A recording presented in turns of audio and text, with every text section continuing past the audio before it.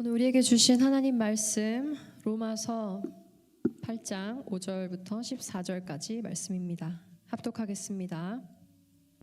육신을 따르는 자는 육신의 일을, 영을 따르는 자는 영의 일을 생각하나니 육신의 생각은 사망이요 영의 생각은 생명과 평안이니라. 육신의 생각은 하나님과 원수가 되나니 이는 하나님의 법에 굴복하지 아니할 뿐 아니라 할 수도 없음이라. 육신에 있는 자들은 하나님을 기쁘시게 할 수 없느니라. 만일 너희 속에 하나님의 영이 거하시면 너희가 육신에 있지 아니하고 영에 있나니 누구든지 그리스도의 영이 없으면 그리스도의 사람이 아니라. 또 그리스도께서 너희 안에 계시면 몸은 죄로 말미암아 죽은 것이나 영은 의로 말미암아 살아있는 것이니라. 예수를 죽은 자 가운데서 살리신 이의 영이 너희 안에 거하시면 그리스도 예수를 죽은 자 가운데서 살리신 이가 너희 안에 거하시는 그의 영으로 말미암아 너희 죽을 몸도 살리시리라. 그러므로 형제들아, 우리가 빚진 자로 돼 육신에게 져서 육신대로 살 것이 아니니라. 너희가 육신대로 살면 반드시 죽을 것이로되 영으로서 몸의 행실을 죽이면 살리니 무릇 하나님의 영으로 인도함을 받는 사람은 곧 하나님의 아들이라. 아멘. 아멘. 여러분, 우리가 하나님의 자녀인 것을 믿으십니까? 네, 우리는 다 하나님의 자녀고, 하나님의 자녀라는 사실은 우리 안에 영원한 생명이 마련되어 있고, 우리가 이 땅을 살아가는 동안에 하나님의 놀라우신 인도하심과 그 은혜를 누리게 그렇게 우리 인생이 계획되어 있다는 뜻이에요. 그래서 우리가 하나님의 자녀다라고 하는 그 한 문장 안에는 엄청난 복이 들어가 있습니다. 그런데 우리가 하나님의 자녀다라고 하는 하나의 어떤 신앙적인 명제, 하나님 편에서 우리에게 선언한 이 선언 밑에 우리에게는 하나의 고통이 있어요. 그게 뭐냐면 내 삶에 반복되는 나의 연약한 모습들, 나의 실수, 나의 죄, 그리고 그것이 행동이나 말로 표현되지는 않았지만 내 마음속에서 꿈틀거리고 있는 내가 뭔가 이건 잘못됐어 라고 느끼는 뭔가 욕망, 그런 것들이 내 안에서 난 좀 문제가 있어 라고 하는 생각을 갖게 만듭니다. 그래서 우리가 주님 앞에 나와서 기도할 때 하나님, 지난 한 주간도 주님 뜻대로 살지 못하고 이런 기도 많이 해요. 그죠? 사실 엄밀하게 본다면 우리는 도덕적으로 그리고 사회적으로 상당히 잘 살고 있어요. 맡은 일들 열심히 해서 이번에 보니까 시험도 다 통과하시고 또 대학도 다 들어가시고 실패는 있을지언정 우리는 한 걸음씩 전진하고 있고, 안 믿는 세상의 다른 어떤 사람들보다도 더 도덕적으로 행동하고 살고 있거든요. 그런데도 우리 마음속에는 주님 뜻대로 살지 못했어요 라고 하는 이런 고백을 갖게 되는 이유는 뭐냐면 우리 안에 나를 묶고 있는 죄 때문이죠. 그래서 나는 그 죄의 묶음에서 벗어나서 참 자유하게 살고 싶은데 그 죄의 은밀한 유혹이 아무도 보지 않으니까 좀 내가 다르게 행동해도 되지 않을까라고 하는 유혹을 나에게 심고, 내가 갖고 있는 이 욕심, 내 욕망 이런 것들을 남들도 다 하고 사는데 나만 이걸 억누르고 이걸 죄라고 말하고 사는 게 맞는 걸까? 나도 좀 내가 하고 싶은 대로 시원하게 내 욕망대로 내 욕구대로 그렇게 살아보고 싶다라고 하는 것이 우리 안에 꿈틀대면서 계속 그것이 우리의 생명을, 우리의 에너지를, 우리 마음속에 있는 죄책감을 자꾸 소모시키고 있거든요. 감정을 소모시키거든요. 그래서 이것을 오늘 로마서 8장에서는 육신의 생각이다 이렇게 표현합니다. 육신의 생각, 육신을 따르게 되면 계속 그 육신의 생각이 우리 안에 넘쳐나게 됩니다. 저는 쇼생크 탈출을 여러 번 봤어요. 저는 개인적으로 쇼생크 탈출은 기독교와 매우 연관이 깊은 영화다 저는 그렇게 보고 있고, 쇼생크 탈출에 상징된 그 몇 가지 상징 을 기독교 교리와 접목시켜서 토론도 해보고 뭐 이런 경험이 있습니다. 굉장히 잘 만든 영화고요. 그리고 그 영화를 보면서 끝에가 막 좀 이상하게 끝나면 마음이 우울한데 쇼생크 탈출은 웬일인지 되게 시원해요, 마음이. 저에게 있어서 가장 인상 깊은 장면은 마지막 장면인데요. 앤디라고 하는 사람이 탈옥을 해서 사라졌어요. 이 사람 억울하게 갇힌 사람이죠. 억울하게 갇힌 사람인데 탈옥을 해서 자기 억울함을 다 풀어요. 그래서 투서도 보내고 이렇게 다 보내놓고 본인은 익명에 숨어서 멕시코 어느 바닷가 마을로, 아름다운 바닷가 마을로 사라져 버립니다. 그리고 나서 혼자 남은 앤디의 아주 친한, 감옥에서 친해진 절친 레드란 사람이 드디어 가석방을 받게 돼요. 가석방을 받아서 그 가석방 기간 동안에는 정해진 그 영역을 벗어나면 안 됩니다. 그리고 정부에서 하라고 하는 일을 하면서 이렇게 지내야 되는데 정부에서 또 준 집에서 살고, 그가 하는 일은 마트에서 점원 같은 거 하는 일이었어요. 이 사람이 감옥에서 나오기를 그토록 바랬는데 감옥에서 나오고 나니까 현실에 적응을 못하는 거예요. 그래서 화장실 갈 때마다 저 화장실 갔다 와도 돼요? 이렇게 물어보는 거예요. 그러니까 거기 매니저가 제발 좀 이제 그만 물어보고 화장실 가고 싶으면 가세요, 이렇게 말해요. 그리고 하루를 지내고 나서 현실 부적응자라고 하는 그런 우울한 기분 속에서 집에 왔더니 자기보다 앞에 나왔던 브룩스라고 하는 친구가 그 절망적인 문구를 써서 거기다가 그 지붕에 있는 나무에다가 써놓고는 몇 월 며칠 이렇게 써놨는데 그게 그 사람이 거기서 자살한, 목을 맨 날이에요. 그걸 쳐다보면서 이 레드도 죽으려고 줄을 막 매달아서 막 발버둥을 칩니다. 결국 성공은 하지 못했는데, 그렇게 하고 있다가 탈옥한 앤디가 남긴 말을 생각하죠. 어느 시골 푸른 들판이 있는 곳에 큰 나무가 있는데 그 나무 아래를 파보라는 기억이 나요. 그래서 앤디의 말을 따라서 파봤더니 거기에 작은 뭐 도시락통 같은 통이 나오는데 그걸 열어봤더니 거기 앤디의 편지가 있고 돈이 약간 들어 있습니다. 거기 이렇게 써 있죠. 내가 말한 곳까지 와서 이 편지를 읽고 있다면 조금 더 멀리 갈 수 있을 것입니다. 이렇게 레드에게 말하면서 멕시코 작은 바닷가 마을에서 체스판을 준비하고 기다릴 테니 오세요. 이렇게 초대의 말이 거기 써 있습니다. 그래서 그 나무 아래에 땀을 뻘뻘 흘리며 거기까지 왔던 레드가 편지를 물끄러미 보고 그 안에 사진 한 장을 딱 꺼내는데 그 바닷가 마을 사진이 쫙 이렇게 있는 거예요. 그래서 거기서 뭔가를 결심한 레드가 가석방에서 벗어나지 말아야 할 그 영역을 벗어나서 마침내 앤디에게로 간다라고 하는 것이 쇼생크 탈출의 마지막 장면입니다. 죄로 익숙한 삶에서 벗어날 수 있기를 축복합니다. 감옥에서 벗어나도 감옥 안에 갇혀있던 삶이 너무 익숙한 나머지 현실의 자유로운 삶을 감당할 수 없어서 절망과 우울에 빠졌던 레드를 보면서 저는 제 자신을 보게 돼요. 우리는 노예 시장에 팔려 나온 노예였는데 놀랍게도 이 우주 만물의 주인이신 하나님께서 그리스도의 보혈로 노예 상인으로부터 나를 사신 거죠.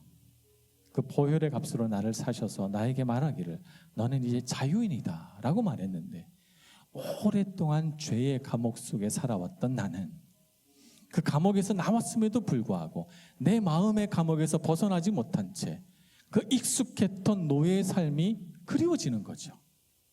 레드처럼 말입니다. 차라리 감옥에 갔으면 더 좋겠다. 내가 지금 뭘 해야 될지, 화장실에 가도 되는지, 밥을 먹어도 되는지, 그 다음에 운동을 해야 되는지 이걸 계속해서 누가 말해줬으면 좋겠다라고 생각하는 거죠. 통제당한 삶에 너무 익숙해진 나머지 자유가 감당이 되지 않아요. 그래서 오늘 성령의 생각을 따라 살라라고 하는 이 말씀을 들으면 죄의 생각을 따라 사는 건 너무 잘 알겠는데 성령의 생각을 따라 사는 삶이란 뭘까? 생각이 안 나는 거죠. 어떻게 살아야 성령의 생각을 따라 사는 삶일까? 차라리 누군가가 좀 나를 힘들게 하더라도 나에게 다 가르쳐 줬으면 좋겠다. 아니 그냥 내가 저절로 그렇게 살면 좋겠다. 하나님의 은혜는 우리를 묶지 않거든. 우리를 자유케 하거든. 그래서 여러분 자유케 되는 방법을 배우셔야 되고 육신의 생각에서 벗어나서 여러분 감옥에 있지 않지만 우리 마음 안에 있는 그 육신의 생각이 감옥이 돼서 우리의 생각을 자꾸 지배하려고 합니다. 여기서 벗어나셔서 성령의 생각을 따라가는 여러분들 되시길 축복합니다. 성령의 생각을 따라간다는 것은 무엇일까? 성령의 생각을 따라간다는 것은 갈라디아서 5장 22절에서 23절에 나와 있는 말씀처럼 성령의 열매를 맺어가는 삶이에요. 육신의 생각은 무엇입니까? 육신의 생각은 성령의 열매 앞에 나와 있는 것이죠. 갈라디아서 5장 19절부터 21절의 말씀을 먼저 보겠습니다. 육체의 일은 분명하니 곧 음행과 더러운 것과 호색과 우상숭배와 주술과 원수 맺는 것과 분쟁과 시기와 분냄과 당짓는 것과 분열함과 이단과 투기와 술취함과 방탕함과 또 그와 같은 것들이라. 전에 너희에게 경계한 것 같이 경계하노니 이런 일을 하는 자들은 하나님의 나라를 유업으로 하지 못할 것이요. 익숙한 우리 삶의 이야기들이죠. 이런 이야기들을 가지고 드라마도 만들고 이런 이야기들이 자극적이고 선정적일수록 드라마는 더 인기가 있어집니다. 너무나도 재밌는 이야기들이에요. 거기 나오는 악역을 맡은 사람들을 욕하기도 하고 세상에 저런 일이 하고 우리가 혀를 쯧쯧 차기도 하지만 우리에게 익숙한 일들이죠. 투기하고 분노하고 당짓고 술 취하고 방탕하고 하는 일들 말입니다. 나도 조금만 나에게 뭔가가 허락이 된다면, 나에게 조금만 더 돈이 있었다면, 나에게 조금 더 용기가 있었다면 아마 우리도 그렇게 하고 살았을 거예요. 그러나 우리는 그것이 육신의 생각이요, 그것은 우리를 파괴하는 일이요, 결국 육신의 생각을 쭉 따라가면 그 끝에는 사망이 있다는 것을 압니다. 그래서 애써 그런 성향을 가진 우리의 마음을 다스려서 거기에 익숙한 우리의 삶에서 벗어나서 성령이 우리 안에서 하시는 일들을 보고자 합니다. 성령의 열매는 이렇습니다. 22절과 23절입니다. 오직 성령의 열매는 사랑과 희락과 화평과 오래 참음과 자비와 양성과 충성과 온유와 절제니 이 같은 것을 금지할 법이 없느니라. 우리 안에 들어와야 할 사랑, 그리고 우리 안에 들어와야 할 희락과 화평, 이런 것들을 추구하며 사는 거죠. 더 사랑하고 살고 하나님 안에서 사랑을 배우고 하나님 안에서 사랑을 지우고 하나님을 기뻐하고 내 인생에 비가 내려도 기뻐하고 내 인생이 메말라도 기뻐하고 하나님을 보기만 하면 그냥 마음이 즐거운 그런 참된 희락을 배우는 삶. 하나님 안에서 평안하고 하나님 안에서 정말 세상이 줄 수 없는, 우리가 오늘 찬양도 했지만 세상이 줄 수 없는 그 평안을 누리는 사람, 그런 인생을 추구하며 살고 그런 인생을 누리며 사는 여러분들 되시길 축복합니다. 여러분을 익숙하게 붙들고 있던 그 죄의 사슬에서 여러분 풀려나시길 바라고 죄의 노예 생활을 이젠 그만두시기를 축복합니다. 그래서 새로운 관점, 새로운 방식, 새로운 관계를 맺어가시는 여러분들 되시길 바라요. 그래서 어떤 문제를 볼 때 여러분 새로운 관점을 달라고 기도하셔야 됩니다. 여러분이 근심하고 고민하는 문제가 있을 거예요. 그럴 때 여러분 하나님께 기도하셔야 됩니다. 하나님, 이 문제를 보는 하나님의 관점을 주세요. 하나님의 눈으로 이 문제를 볼 수 있는 통찰력과 지혜를 주십시오라고 주님께 간구해야 됩니다. 정말 필요한 것입니다. 우리 육신의 눈으로 보면 문이 없어요. 그러나 하나님의 눈으로 보면 문이 있습니다. 해결 방법이 있습니다. 새로운 관점을 배우셔야 하고, 그리고 그 문제를 풀어가는 새로운 방식들을 배워야 합니다. 새로운 방식이란 주로 우리가 하는 새로운 말들이죠. 새로운 언어를 배워 가시기 시작해야 됩니다. 하나님의 말씀 안에서 새로운 방식, 새로운 언어를 배워가고, 그래서 여러분의 삶에 새로운 관계가 열려야 됩니다. 새로운 방식의 관계 맺기가 있어야 되는 것이죠. 내 욕망으로 관계를 맺고 내 욕망으로 사람을 바라보고 하면 사람과 은혜로운 관계가 맺어지지 않습니다.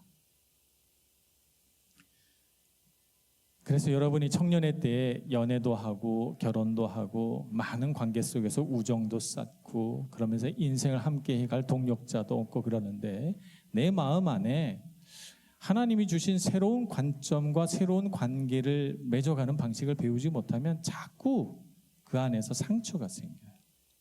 그리고 자꾸 우리는 어떻게 되냐면 떠나가야 되겠다 이렇게 생각을 해요. 여기서 실패했으니까 일단 여기서 그만두고 또 딴 곳에 가서 다시 처음부터 해보고 싶은 거죠. 여러분 그렇게 하지 마세요. 그렇게 하지 마시기 바랍니다. 여러분의 상처와 아픔이 있는 그곳에서 하나님이 뭐라고 말씀하시는지를 듣고 내가 익숙했던 죄의 방식을 자꾸 그만두고 새로운 방식을 배워가야 돼요. 그런 새로운 방식을 배워가기에 가장 안전하고 복된 곳이 바로 교회 공동체죠. 왜냐하면 우리는 용서하니까요. 교회 안에서는 용서하고 용납하고 품어주고자 하는 마음이 세상의 어떤 곳보다도 가장 큰 곳이에요. 그러니 여러분, 내 삶에 어떤 실수가 생겼다고 여기는 안 되겠다 그만두고 딴 곳에 가서 또 다시 시작 이렇게 하지 마세요. 계속 그곳에서 배워가시고 자라나시고 성숙해 가서 여러분의 삶에 성령의 생각들, 성령이 맺어주시는 열매들을 하나씩 하나씩 맛보며 살아가시길 축복합니다. 그러면 그 길을 쭉 걸어간 그 끝에는 무엇이 있는가? 생명과 평안이 있는 것이죠. 그래서 우리가 그런 길을 쭉 걸어가면서 나로 하여금 이 자유한 길, 이 은혜의 길, 생명의 길을 걷게 하신 분이 누구신가 하는 생각을 할 때 하나님이시구나. 내가 어떻게 이런 삶을 살게 됐지?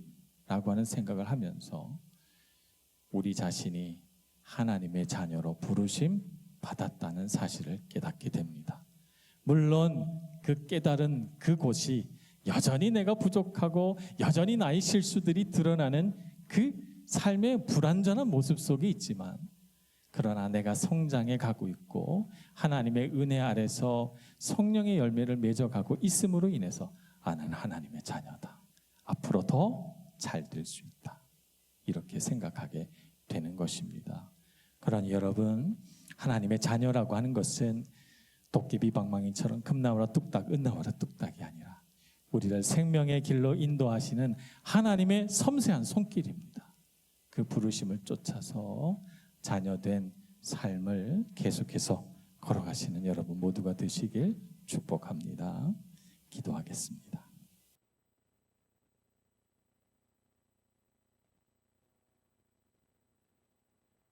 오늘 우리에게 주신 하나님 말씀 자유케 해 주셔서 감사합니다.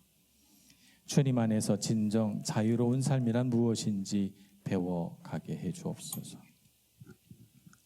그래서 묶여있는 모든 죄의 사슬로부터 우리가 하나씩 하나씩 해방되게 해주시고, 우리를 익숙하게 사로잡고 있던 모든 죄된 생각으로부터 벗어나게 해주셔서 하나님 안에서 진정 자유롭고 기쁘고 은혜로운 삶을 살아갈 수 있도록 인도해 주옵소서. 예수님의 이름으로 기도합니다.